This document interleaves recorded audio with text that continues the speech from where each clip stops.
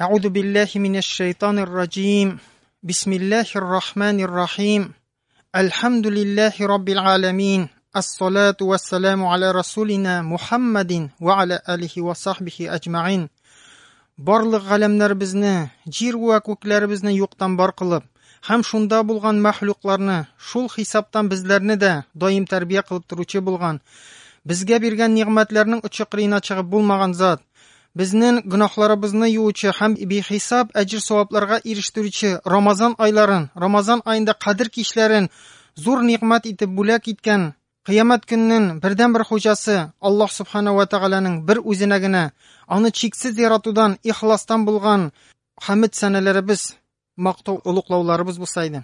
Һәм дә ушбу галәмнәргә рәхмәт өчен җибәрелмеш, безләргә Аллаһның сүзе булган Коръән Кәрим китабын китерүче булган, шул сүзләрне безгә җиткереп, шуңа муафиq рәвештә яшәүне яшәп күрсәткән, шул яшәүне җир йөзендә урнаштырып кыямәткә хәтле аны саклауны, аның буенча яшәүне безгә васыят итеп калдырган, шушы юлларда, шушы вазифаларны башкарганда бихисап җәбер зулымнар, кимсетүләр, хаксызлыклар күрсә дә, иң күркәм әхлак әдәп сыйфатларын саклап калган һәм безгә үрнәк булган, шушы дөньядан киткәндә дә уммәтем дип күз яшьләре белән безнең өчен күп дугалар кылып киткән сөйкле пәйгамбәребез Мөхәммәд Мустафа саллаллаһу алейһи ва салламның рух шәрифенә шулай ук күңелләребезнең түрләреннән чыккан, ихластан булган, аны чиксез яратудан барлыкка килгән салават шәрифәләребез ирешсә иде.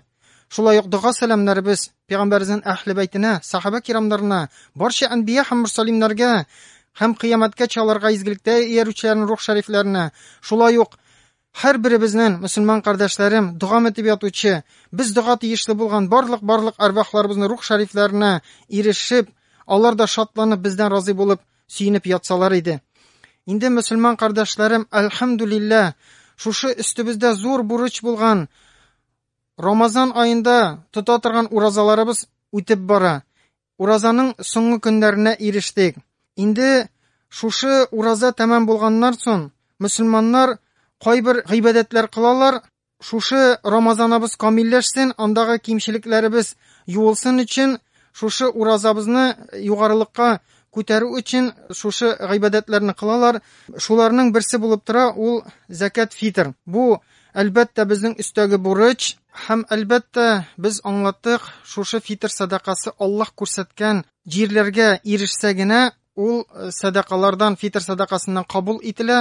Шуңа күрә мөселман кардәшләрем, бу фитр садакасын ниндидер бер ирекле гамәл дип аңламаска кирәк. Өстә булган бурыч һәм без аны җиренә җиткерергә тиеш. Әлбәттә бу ихластан Аллаһның ризалыгын өмет итеп булырга тиеш. Шуңа күрә байлыгын бар икән, мөмкин хәтле күбрәк бирергә кирәк. Чөнки аның әҗр-савабы югары. Инде бай була торып, ниндидер кыйбатлы машиналарда йөреп, яхшы иләрдә торып 50 сум бирү, бу инде күңелдә ниндидер бер кара нокта булуын күрсәтә. Өстән генә төшсен, монда әҗр-савап та өмет итү юк. Шуңа күрә мөселман кардәшләрем, һәр кешегә менә шушы бәяне исәпләп бирергә тырышырга кирәк. Һәм тагын бер шушы уразабыз тәмам булгач кыла торган изге эшләрдән булып тора, ул Аллаһны мактап, улуклап зикр кылу. Аллаһ Тәала Коръәндә әйтә, үзе турында ул телиди, сезнең шушы мәгълүм билгеләнгән көннәрегезне тиешле ахырына хәтле җиткерүегезне һәм Аллаһны зурлавыгызны сезне туры юлга күндергән өчен, бәлкем сез Аллаһка шөкер кылучылардан булырсыз диде.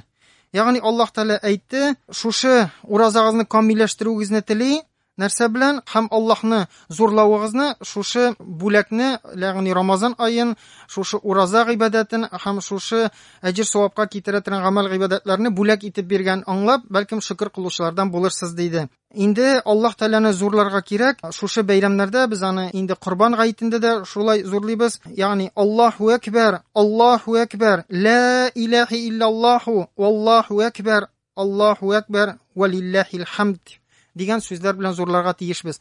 Әлбәттә, бу инде ниндидер бер тышкы яктан гына булырга тиеш түгел. Һәр нәрсәнең тышкы ягы да бар, ички ягы да бар. Без инде икесен дә камил итәргә кирәк. Ягъни шушы Аллаһның ниъмәтләрен аңлап, иң зур ниъмәте безне исламга бастырган өчен, шушындый гыйбадәтләр безгә биргән өчен, безнең өчен бу дөньябыз өчен дә кирәкле, файдалы һәм ахиратыбыз өчен дә кирәкле шушы гыйбадәтләрне биргән өчен Аллаһ Тәгаләгә әлбәттә рәхмәт хисе булырга тиеш һәм нәрсәдер күңелдән шушы бүләкне, Аллаһ биргән бүләккә җавап кайтарасы килү теләге булырга тиеш. Чиксез шушы рәхмәтле булырга тиешбез, чөнки бу дөньяда әз генә безгә бер кеше, күршебез бер капчык бәрәңге кертсә, инде күңелебездә хисләр кузгала, аңа яхшы сүзләребезне әйтәбез, аңа нәрсәдер беләндер булса җавап бирергә тырышабыз, кул астында да үзебез бирә алган әйберне биреп чыгарга тырышабыз.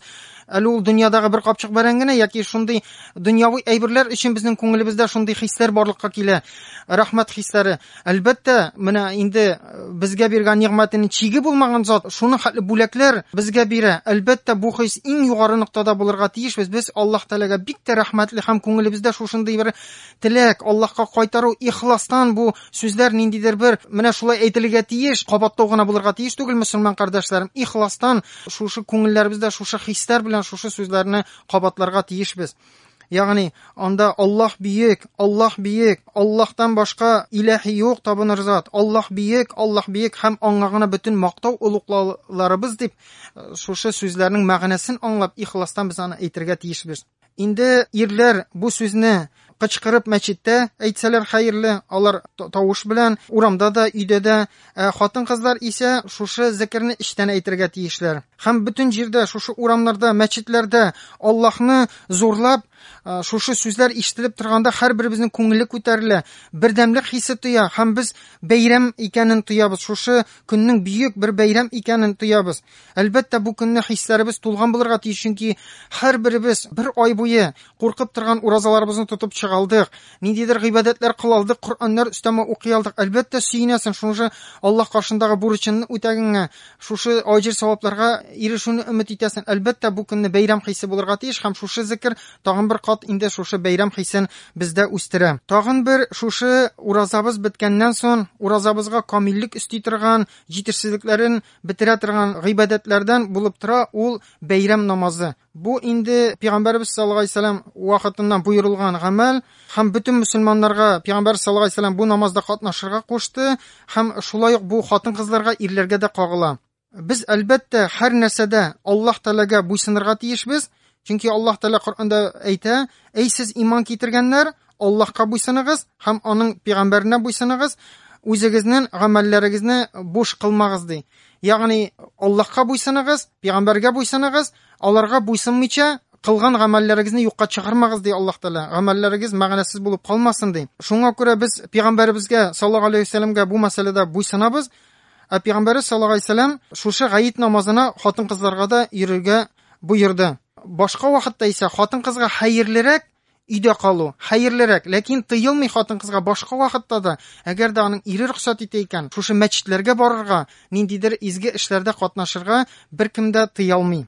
Әтия дигән сахабиядән риваят ителә, Пәйгамбәрбез саллаллаһу алейһи ва саллям безгә бәйрәм көнне шушы намазга өйләребездән бөтен өйдә булган хатын-кызларыбызның, кызларыбызның да бер кайчан да өйдән чыкмаган, ниндидер хатыннар булса өйдән чыкмаган, барысын да алып шушы намазга барырга буйырды ди. Менә шушы ниндидер шушы билгеле бер вакытларында намазлар укырга, гыйбадәт кылырга ярамаган вакытлары туры килсә дә хатын-кызларны, бу хатын-кызларны да мәчеткә алып килергә кушты ди. Алар да шушы изге эшләрдә һәм дуга кылуда, Аллаһка зикр кылуда катнашсыннар өчен диде. Ләкин менә шушы намаз укырга ярамаган вакытлары булган хатын-кызлар мәчеттә намазда гына катнашмый. Алар намаз вакытында кырыйда тора. Мин шул вакытта сорадым ди. Я Аллаһның Расулы, кемнең шушы бәйрәмгә чыгарга киеме булмаса, аларга нишләргә дигәндә, ул әйтте, ул андый кешеләргә киемнәре булган кешеләр үзләренең киемнәрен биреп, аларны тапшырсыннар диде.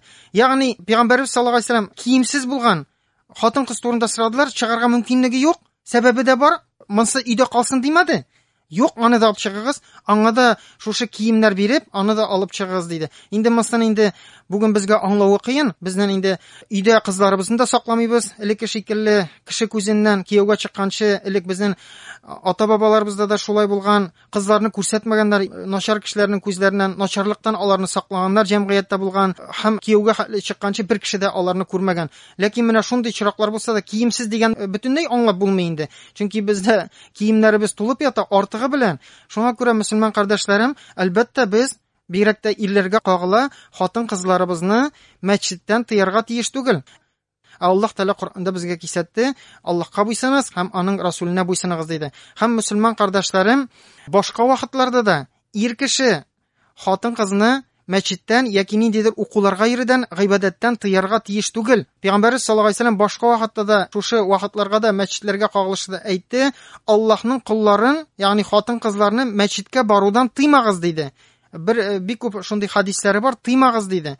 Ягъни ниндидер сәбәпләр булмаса, бәлкем ул хатынның өйдә эше күптер, балалары күптер. Бу вакытта әлбәттә ир кеше тыя икән, ниндидер аның бер акылга сыйган, логикасы булган, мәгънәле бер сәбәбе булырга тиеш. Инде ниндидер сәбәп юк икән, фитнәләр юк икән, тыярга тиеш түгел.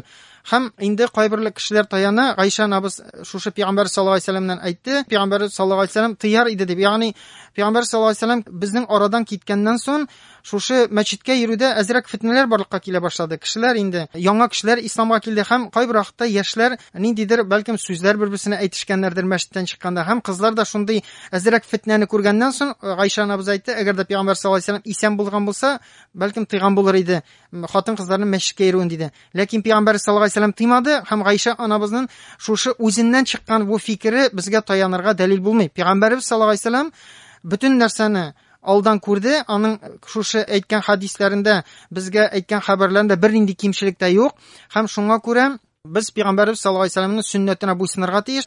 Ягъни Пәйгамбәрбез саллаллаһу алейһи ва сәлләмнең хадисе: хатыннарыгызны мәчеткә барудан тыймагыз диде. Умар разияллаһу анһу ничек кенә теләсә дә, халиф була торып ничек кенә теләсә дә, кимчелекләрне күрсә дә, бәлкем хакы да бардыр, тыяр да алган булыр иде. Ләкин ул, аның сәбәбе дә булгандыр тыярга. Ләкин ул тыймады ни өчен? Чөнки Пәйгамбәрбез саллаллаһу алейһи ва сәлләм тыймагыз диде. Шуңа күрә бу сәбәп, тыйган сәбәп хатыннарыбызны бик төпле булырга тиеш, нәрсәгәдер нигезләнгән булырга тиеш. Пәйгамбәрбез саллаллаһу алейһи ва сәлләм сөннәтенә каршы барып, нидер начар ниятләр белән тыя икән, ир кеше Аллаһ каршында үзе җавап бирә. Хатын-кыз итагать итәргә тиеш. Итагать иткән өчен аңа әҗр савап була. Хатын-кызның төп бурычы иргә итагать итү. Пәйгамбәрбез саллаллаһу алейһи ва сәлләм шушы бер сахабиягә киңәш бирде: иреңгә игътибарлы бул, мәгәр ул синең илли җәннәтен, илли җәһәннәмен. Бу бүген дә шулай. Хатын-кызларның җәннәткә юлы, әгәр дә ул кияүдә икән, ире аша. Иренең ризалыгын тапмый икән, димәк, җәннәттән бик ерак булачак. Хадисләрдән күренгәнчә, шушы намазга чыгар алдыннан уразага кергәндәге шикелле торып иртә белән әзрәк ашап алу саваплы. Без инде монда шушы көнне нинди тагын изге эшләр эшләбез, шуларны карарга тырышабыз. Әлбәттә, без мөмкинлегебез булса, бөтенесенә тырышырга тиешбез. Шушы уразаның мөмкин хәтле, ни хәтле файда аннан үзебезгә алабыз, без алырга тиеш булабыз, тырышырга тиешбез. Ибн Бурайра үзенең әтисе сөйләгәннәрдән безгә җиткерде. Пәйгамбәрбез саллаллаһу алейһи ва сәлләм шушы Гаид фитр көнне өйдән ашамыйча чыкмыйдыр дигән, дип сөйләгән. Инде Корбан гаете көнне ул киресенчә шушы гаиттән кайткач кына ашый торган булган. Һәм дә бигрәк тә хәерле, әгәр дә шушы иртә белән ашаганда кеше так санлы финиклар ашаса, бу тагын да бәрәкәтне арттыра, шушы савапны арттыра. Анас бин Маликтан риваят ителә, шушы гаит көнне Пәйгамбәрбез саллаллаһу алейһи ва сәлләм өйдән берничә финик ашамыйча чыкмыйдыр дигән. Һәм ул аларны таксанда ашыйдыр дигән. Анас ибн Малик ул Пәйгамбәрбезнең хезмәтчесе, кичкенә яшьтән аны әнисе Пәйгамбәрбез саллаллаһу алейһи ва сәлләмгә хезмәтче итеп билгеләгән һәм шуңа күрә ул Пәйгамбәрбез саллаллаһу алейһи ва сәлләм өйдә ничек яшәгәнен, өенә кагылышлы бик күп хадисләр безгә җиткерде һәм үзе дә озын гомерле булды. Шуңа күрә инде ул шушы Пәйгамбәр саллаллаһу алейһи ва сәлләмнең өйдән ничек чыкканын әлбәттә күрә иде. Һәм дә гаит намазына җыю барсан хәерлерәк, мөмкин икән. Әлбәттә, бу инде мөмкинлектән чыгып, авылларда бу мөмкин, шәһәрләрдә инде ерак җирләрдә яшисен икән, бу инде ниндидер транспортка утырып килмичә булмый. Шуңа күрә бу мөмкинлектән чыгып, бу сөннәтләрне без торгызырга тиешбез. Али бин Абу Талибтан риваят ителә, сөннәткә сөннәт булып тора, гаит намазына җыю бару дип әйтте ул безгә. Һәм инде хәерле, әгәр дә гаиттән киресендә кайтканда икенче юл белән кайту монсы да шулай ук хәерлерәк санала. Җабирдан риваят ителгәнчә, ул әйтә, Пәйгамбәрбез саллаллаһу алейһи ва саллям гаит намазыннан икенче юл белән кайта торган иде дигән. Һәм галимнәр менә шушы икенче юл белән кайтуның хәерлеге турында үзләренең төрле фикерләрен әйттеләр. Беренчеләре әйтте, бу шуның өчен эшләнде, чөнки кире икенче юллар белән кайтканда мөселман кеше тагын да күбрәк ят чит кешеләргә сәлам бирә ала, алар белән аралаша ала диделәр.